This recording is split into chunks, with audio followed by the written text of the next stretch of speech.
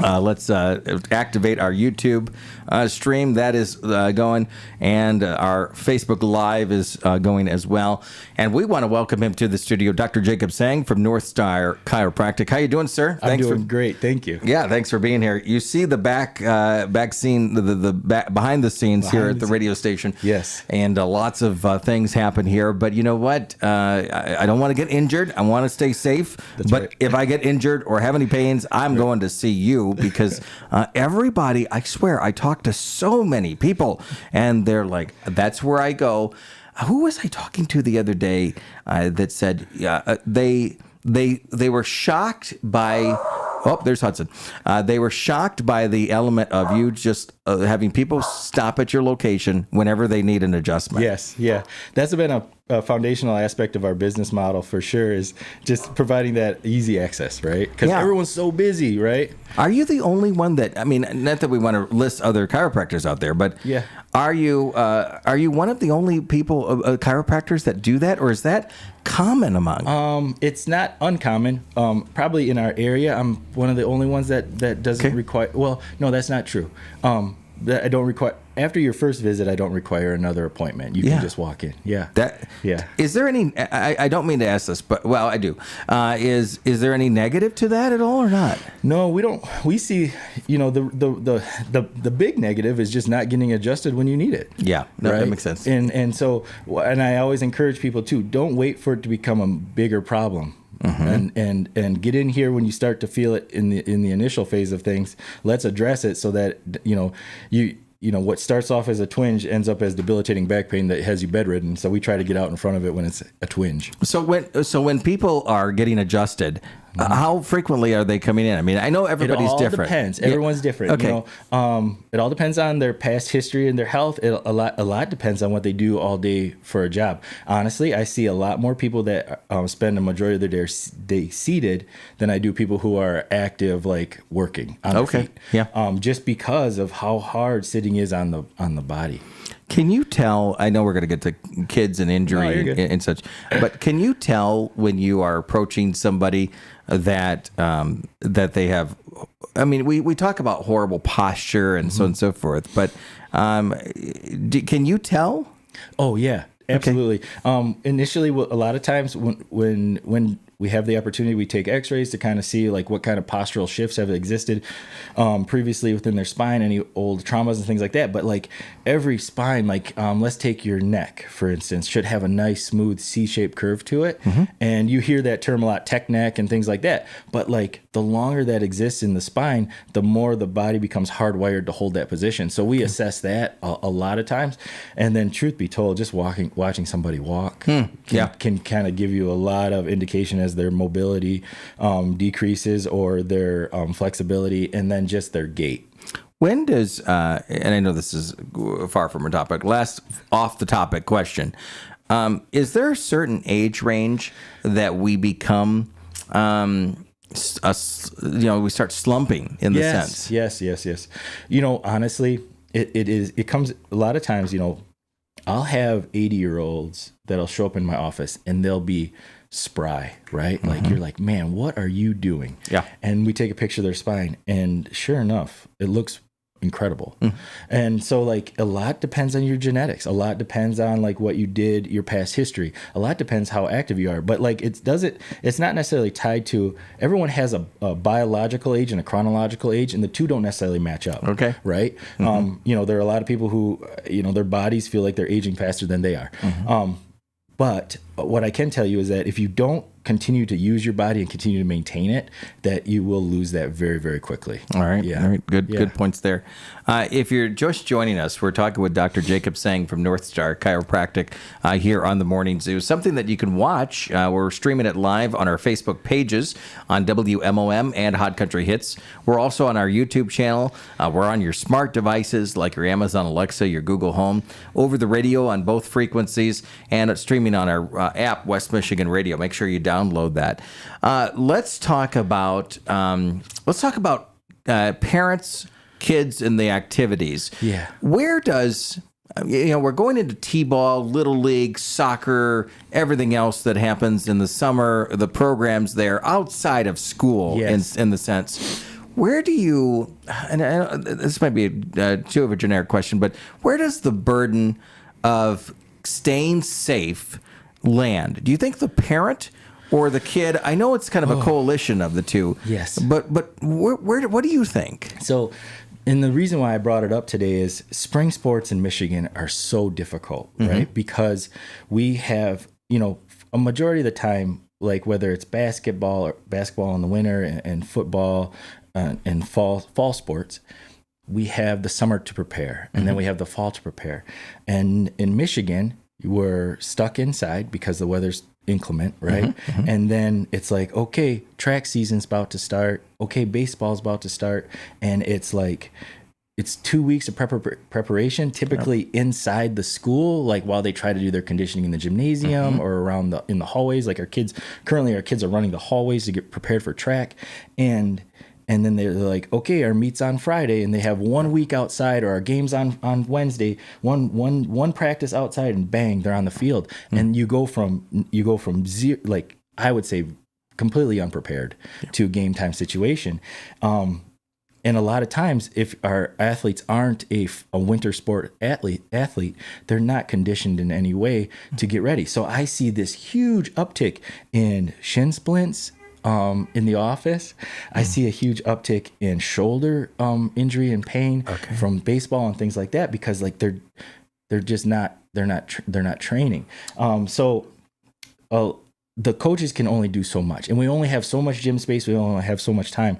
So they try to do the best they can. So as a parent, a lot falls on just encouraging your young athlete to prepare themselves physically as they go into that season to reduce their likelihood of injury, right? And that's, I never really thought about that, but we're slammed with winter, although we had a mild winter this year, so hopefully that helps at least reduce the potential injuries out there as much as possible. But you're right, we don't get into that spring sports mode until a couple weeks before the sport in some cases. I mean, some coaches, as you mentioned, they're like, okay, we got to get in the gym, we got to start doing some conditioning and so on and so forth. But what can we start doing in the winter that will prepare us mentally and physically? So I think of it like this, and this is not, I stole this from somebody else, but you think of it like a pyramid, right? With the top of the pyramid being your sport, right? And the foundation of the pyramid being your nutrition first, right? And then our, what we would call like metabolic conditioning, right? So like fitness.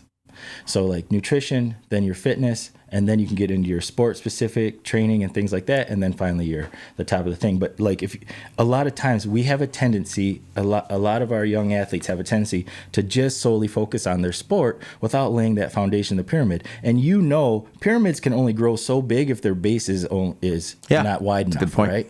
And so like the more dialed in they are as a young athlete in their nutrition, and then their training, their whether it's lifting weights or cardio or anything that helps to widen that out, so that like, because when you're doing those things, when you're lifting weights, when you're doing cardiovascular training and those things, you're strengthening your tendons, you're strengthening your ligaments. More than anything, you're taking your nervous system and you're challenging your nervous system to create a greater threshold before that injury shows up. Because it's not the fact that the ACL gave out. It's the fact that the brain and the nervous system became fatigued enough to not control the muscular motor programs that created the ACL injury. And so that's what's happening with our young athletes. It has little to do with the strength. The ACLs just aren't suddenly getting weaker. It's just that their bodies are not, their nervous systems are not hardwired enough and conditioned enough to sustain prolonged activity without the fatigue that creates the opportunity for injury. But does that mean that we have to work out harder and more, or is it prepare earlier? Does that make sense a little bit? Well, great question. Okay. Intensity, I don't feel like, and this is coming, and you have to remember, right? In 2011, I was like, I opened the first West Side of Michigan CrossFit gym, right? Intensity was the name of our game. But as I've evolved, as I've learned more, as we've gone, it's not the intensity. It's the consistency over a broader time period that creates the greater adaptation of the nervous system, of the motor programs for those young athletes. Okay. Yeah. Right. So that was an excellent question. Yeah. Well, I appreciate you being here and addressing this. Next question I guess I have for you is, as these athletes get into the season, should we be adjusting things? Because what happens, right? We work out, we condition, we get ready, season starts, and then we're practicing and we have the games. Yeah. But it's hard to focus on adjusting or adding in the sense during that time. So what do you recommend when it comes to that? Absolutely. So in season is about being in season. Workouts in season should be used as a recovery tool. Okay. Should be used as like muscle activation. Should be used in a way that supports the on-field performance. It should not leave you lying on the floor or so sore, because then we've done too much, right? Okay. We've taken away from the success that could be seen on the field. Okay.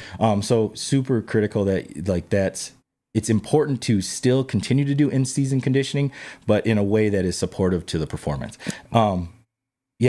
That's and then more than that, because like what we see too is it's a pretty intense short spring season. So like we'll have track meets. There could be 2 to 3 track meets in a week. Mm-hmm. There could be 3 to 4 or 2 softball games during the week and a tournament on the weekend. Yep. So then that becomes about, okay, how is my body recovering? What am I doing? And these girls, these young men, these young women who are performing on this level, they're by the time the last 2 games of the tournament on Saturday happen, they're so worn down, their bodies are so tired that like they're not properly recovering. So that's the thing. As a parent, you have to be constantly, you have to safeguard your child to the point of recovery, so that unfortunately you got to get on them about, you got to go to bed, mm-hmm. right? If you don't get this sleep, it's not gonna, and it doesn't start the night before. It starts on Monday to get ready for Wednesday, right?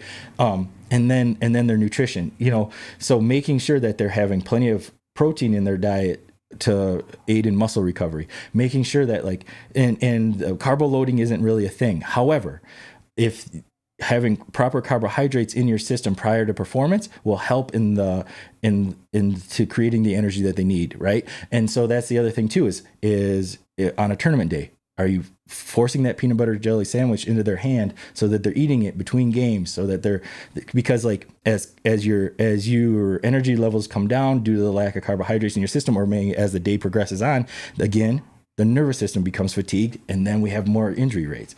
And so it's those things. Now, real quick, eating carbohydrates for performance. If you're eating them, you want them about an hour and a half beforehand. Okay. If you're drinking a Gatorade, you can usually do like 20 to 30 minutes before, and then that'll get into your bloodstream, and then that'll aid in the performance. So if you're eating, 90 minutes. If you're drinking carbohydrates, let's just call it sugar, okay, right?